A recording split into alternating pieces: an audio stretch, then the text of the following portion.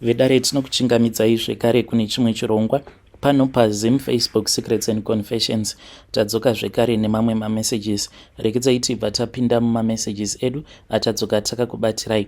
Message yedu yekutanga yakamira sekudai so: hanzi makadi zvenyu mukoma, ndinokumbirawo kuti munge muchindiposterawo nyaya yangu makavikawo chitupa changu. So there was this other friend of mine, shamwari yangu uyu, iye sisi vake vainge vari girlfriend to this other late minister, but this minister, he had so many girlfriends. Saka nekuda kwekutiwo sisi vake vainge vaine mwana naminister vacho ivavo, ndokusaka iye friend yangu uyu ainge aine maconnections akawanda. So mukomanashi, by the time apo minister vacho pavakazofa, ndo patakabva tazoya kuSouth Africa inini nefriend yangu. And we were never even struggling mukoma. Takatongouya kuSouth Africa kuti tingi tichitozongouya kuzotongodya zvedu mari. You won't even believe how much money there is in Zimbabwe. Mune mari baba, mune imwe mari, uye zvekare mune vanhu vekuti vane mari, mabillionaires, but vasingadi zvavo kungobuda pamasocial media kuti ivo imbinga. So when that old man was like really sick, ndo pazvakanzi hanzi vakabva vazodana magirlfriends avo ose, masmall house avo ose, nevakadzi avo vose vavainge vakazvara navo vana, vakabva vazopiwa mari. And I don't know how true it is, but iye shamwari yangu uyu, iye anoti out of the 10 girlfriend that he had children naminister vacho ivavo, hanzi umwe neumwe hanzi akapiwa beg remari. You cannot even believe the story that I was told by my friend, because hanzi umwe neumwe akapiwa $300,000 just to take care of themselves nevana avo vainge vakazvara the old man. So shamwari yangu ipapo mushure mekunge sisi vacho vapiwa mari, then iye manje akabva azopiwawo mari nasisi vake, akabva hanzi imimi bhudhi, chiendai kuSouth Africa munge muchimboenda muchinoinvesta ikoko, motanga some companies in South Africa. Ivo kuZim zvekare vainge vaine macompanies avo. So akabva azonditi, come on my partner in crime, let us go together to South Africa. We then came to South Africa and we invested zvedu muSouth Africa. But mukomanashi isusu zvedu kubva mukukura kwedu, we were like spoiled brats, because as for my friend, iyewo he came from a rich family. Akusi kunzi iyo hanzvadzi yacho achizonodanana na akusi kunzi hanzvadzi yacho ichizonodanana naminister. It was because she was desperate or a gold digger. Ayewa, it was because of so many business deals that were going on between a father na minister, ndokubva vazotanga kudanana. Saka neniwo kumuri kwandinobva mukoma, aiwa kune vanhu vane bag, vanhu vane zvinhu zvavo. Saka ndakangokurawo ndichingorarama a soft life. I was born with I can say kuti saka ndakangokurawo ndichingorarama a very soft life. So by the time patakauya kuSouth Africa, when we invested mukoma, we then started spending the money, because taitoziva kuti tainge tiine a strong backup from hanzvadzi yefriend yangu. So all that we did mukoma, we were not even running the company, we just chose this other guy, our South African friend whom we met in Sandton as well. So he was the one who was managing the business for us, because it was a construction company and we were getting a lot of contracts baba. Saka isusu basa redu rainge rava rekuti taingogara takangodhakwa tichingonwa non-stop, kungonwa chete, uye zvekare tichingospenda mari, blowing all of the money on our slay queens. Komanashi, we used to blow so much money around Sandton bars, but inini nefriend yangu manje, we then started struggling apo patakazoona kuti muSouth African uya ainge akatibira kambani yedu, because iye manje ainge ava kuita manje, sezvo isusu tainge tisiri busy that much, ainge ava kuita back deals zvekuti aibva atora vashandi vobva vatoenda vobva vatonorova rimwe project apa, isusu tichibhadhara vashandi thinking kuti we were going to get paid, but we won't get paid. Ndianiko aimboita basa rekucheka yearly financial statements, tainge tisina kana basa nazvo. Chataingoda kungoona ndechekuti muaccount there was supposed to be money at all the times, tichingodya mari chete. and there were so many business connections mukoma nashi. Saka most of the times inini nefriend yangu taingogara tiine maslay queens, takazadza maslay queens mumba zvekutoti we even hired this other DJ who was a famous DJ ikoko kuma 2015 ikoko. So mukoma nashi patakazomboita sekunge tainge tava kubroka, that was when my friend paakazondiudza kuti ainge achifanira kuti ange achienda kuDubai. So this was going to be the first time for him achienda kuDubai, but ipapo manje haana kundiudza chokwadi kuti kuenda kwaainge achiita kuDubai ainge aine gold iro raaifanira kuti ange achitanga aenda ambonoritora kuZim. Kana atora gold iroro then obva azoenda naro kuDubai. So that is how he was going to get paid. Mukoma mufesi wangu uyo akabva azoenda kuZim. Akati aenda kuZim then akabva azombogara. From there on akabva azondi avoid, because ndakamuti when you are coming, so you will tell me so that I can go with you to the airport. Akazotongondiudza atova kuDubai kuti I am returning back to South Africa, but akangoti achingouya kuno kuSouth Africa he told me kuti he was on a private jet going to Zim. Ndikati yeah mfesi and ipapo ndakatomboita worried ndichiti mfesi uyu kasi he wants to undercut me on some of the deals. Then akazoti adzoka manje ndopaakabva azondiudza kuti iye ainge aine dhiri, this other business connection rekuti ainge ava kufanira kuti ange achiita a runner wegold, achiti ainge achida kuti neniwo ndinge ndichizoitawo runner wegold. So we then went together to Zim, to this other guy's house. Takati tasvika kuya manje friend yangu akabva apiwa mari. This was an advanced payment. Mukoma, I had never seen so much money before. Hongu, I had seen money before, but mari andakaona iri mumumba memfesi iye, it was just too much money kuita kunge bank here akomana. So mfesi wangu uyu akabva azopiwa mari. Then mari iyi manje isusu tainge tichida kuti tinge tichizokwanisa kuishandisa kana tava kuSouth Africa. So takabva tazoenda kune imwe friend yake an Indian guy who is a South African, but iye manje ane masupermarkets nemawholesale kuZim uko. So takabva tazomupa mari. Takati tamupa mari iye akabva azoti ainge achazoti depositira mari yacho kuSouth Africa. Mukoma takazoti tauya kuno kuti tikabva taona kuti mari yatakazodepositirwa muaccount medu it was close to 1.7 million.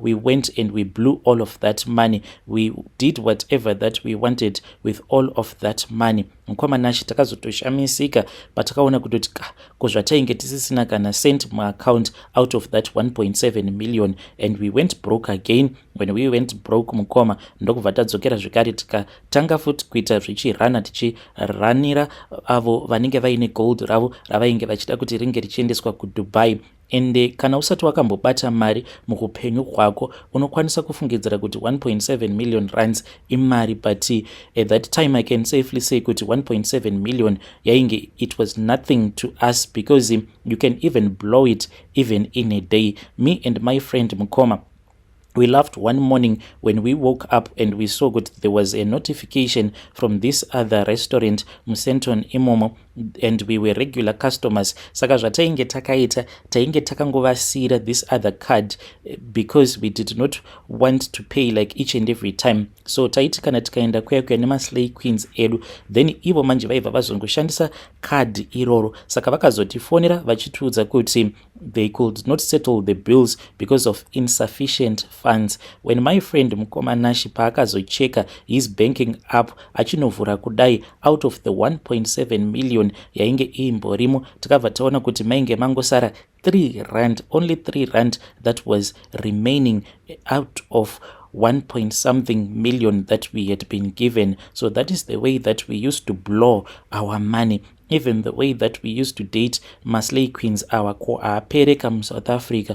Hey Mukoma Nashi, we used to hire a lot of these South African slay queens, but vaiti kana vatidya mari vaibva vatitiza, vaizoti paya kana tava nemari zvekare ndopa vaibva vazotanga kudzoka kwatiri. And as for that guy, hey mfesi uyo akatibira company yedu, the South African guy whom we had hired to run our company, even though I won't mention his name, but this guy, I don't blame him, because akatongona kuti these two boys, they were just spoiled brats and stupid, because he started making backroom contracts nema clients edu, slowly stealing from our clients, and now this guy, he is a millionaire. So we cannot blame him, because inini nefriend yangu we were so irresponsible, because dzimwe nguva taiti kana iri month end apa vashandi vanenge vachifanira kuti vange vachibhadharwa, and mamwe macontracts acho ataibata ainge atori magovernment contracts. Saka iye manje akabva atoona kutoti ya timu iri rakadhakwa, because sometimes we will be so drunk zvekuti tinenge tava kusatomboziva kuti tiri kupi. Dzimwe nguva taitomunyepera kuti fanoso kuunganidza vashandi nekuti tiri kuuya nemari, tiri kuuya kuzovabhadhara, but vaizoswera zuva rose vakangotimirira. Dzimwe nguva taikwanisa kuzosvikako maybe kuma7 or kuma past 7, taiti kana tasvika kuya then taibva tazongomupa chischool bag icho chinenge chakazara nemari. Apa tainge tisingatombozivi kuti mukampani yedu iyoyo tainge tiine vashandi vangani. He was the one who knew everything. So there was this other particular trip when we went with about 12 women. Vakadzi ava takangosanganawo navo kune kamwe kabhawa kari muno muSenton. Then the next morning my friend iye akabva azovabvunza vakadzi ava kuti ivo vainge vachida chii. Mukomanashi ndo patakabva tazoenda navo, because vainge vachida maiphone, the latest iPhone 7 yainge yabuda at that time. So we then went with all of them, tikabva tazoenda navo kune kamwe kaistore, ndokubva tazoenda tikabva tazonovatengera maiphone all of these girls. But zvatakaita ndezvekuti umwe noumwe takamudhipozitira mari yake akabva azvitengera, tisingade kuti the guys at the store to be too suspicious kuti vanhu vatongoya nekutotenga maiphone 12 at the same time. So that is what we did. We did not even know these girls. We had met them the night before and we had paid them. On top of that vose tikabva tavatengera maiphone. As for my friend manje, iye akazombopotsa abatwa on that trip. Handina kukwanisa kuenda naye kuZim because ndainge ndakarohwa nesick. Handizivi kuti ndeupiwo pakati pemaslay queens atainge tabhuka akazondirovesa nesick. Saka I could not travel with him because ndaiti pose pandinenge ndagara then paibva pasara pakanyorova,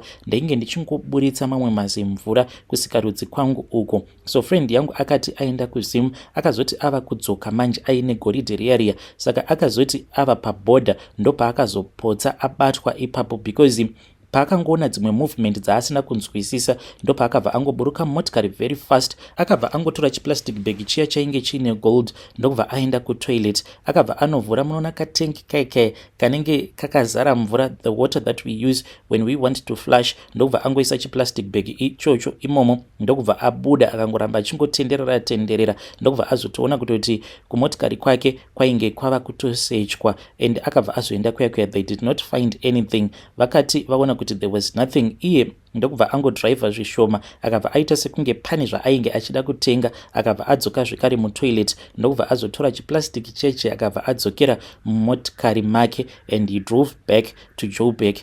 Then he then flew to Dubai. So mkomanashi, that is how we were making money. So here in Senton mkoma kwainge kuine umwe murume uyu iye he is a taxi owner, quite an old man. Saka pamba pake paigara pachingoitwa zvinhu zvechivanhu uye zvekare paigara paine ng'anga dzainge dzakasiyana because mundara wacho iye anotya, like he is very paranoid. Anotya kuti maybe there are some taxi bosses who wants to end his life. Saka pamba pake panongogara pakazara ng'anga. Even one day my friend, I dismissed him paakatondiudza kuti akaona rimwe gudo, but gudo iro rainge ritori nefesi yemunhu, but the whole body, it was the body of a baboon. So takabva tazoenda tikabva tazonotaura naye mudhara uyu, and we found him, he was busy washing one of his vintage cars because he has a lot of those cars. Saka takabva tazomuudza kuti nesuwo tainge tichida kusimbiswawo neng'anga dzake. Saka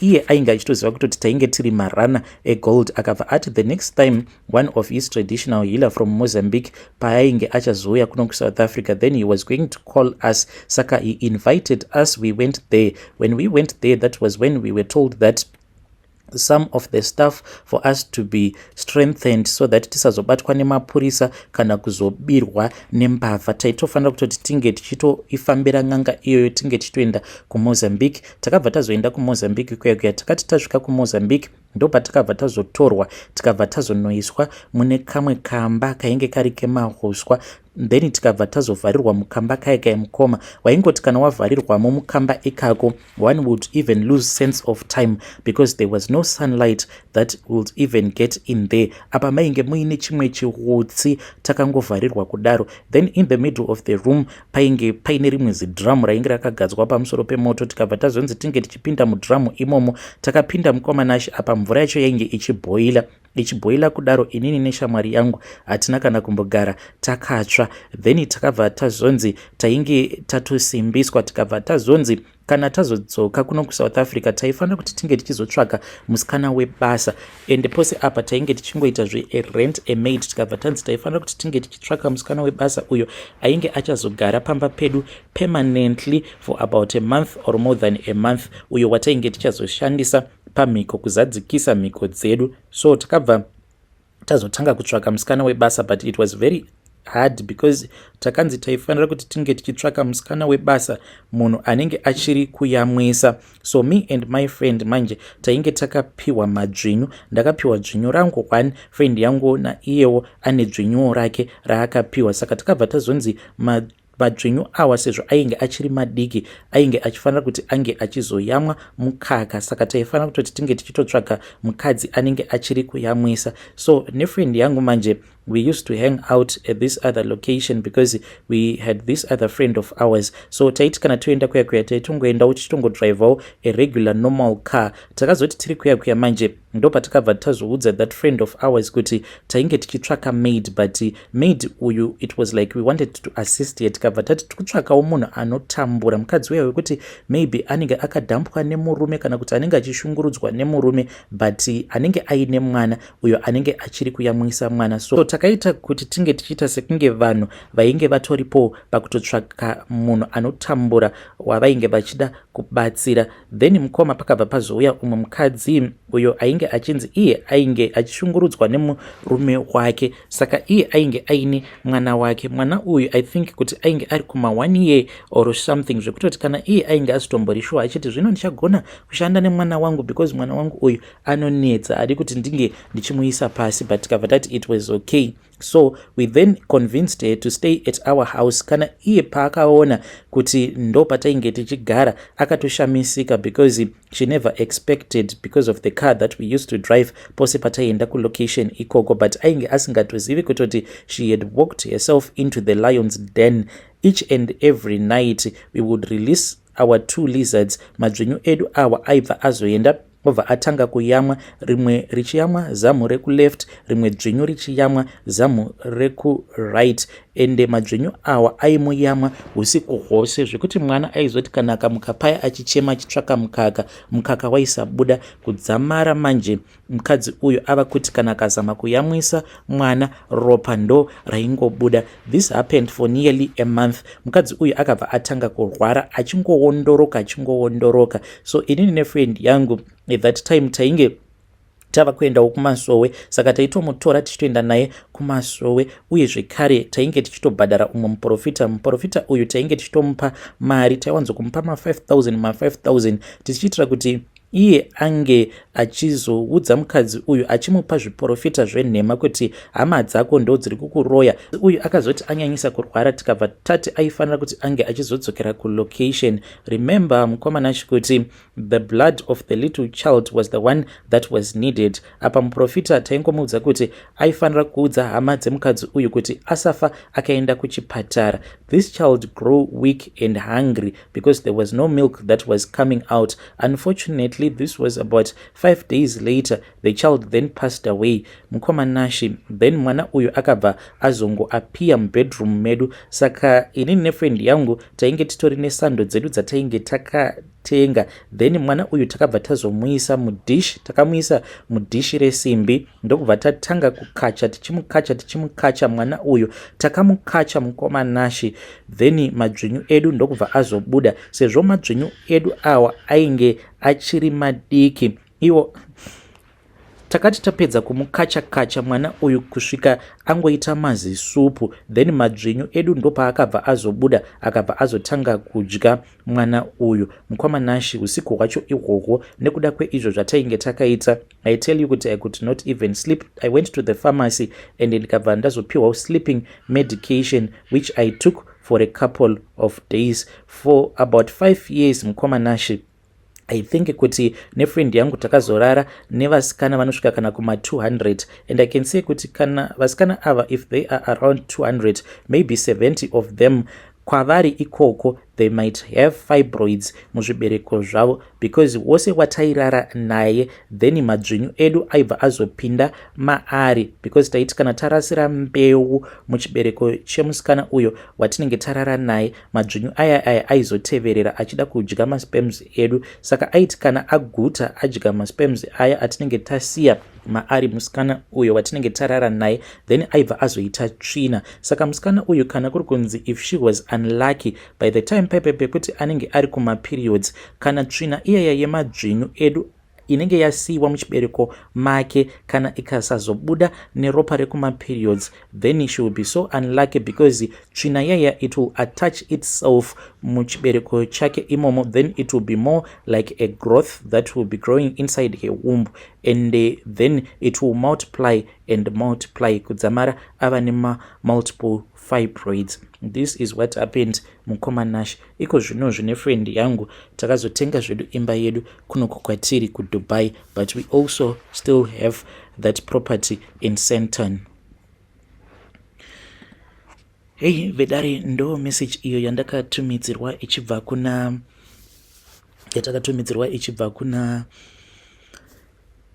ichibva kuna mukoma vedu. Please ngatizame kuti tinge tichitaura navo mukoma vedu ava mucomment section.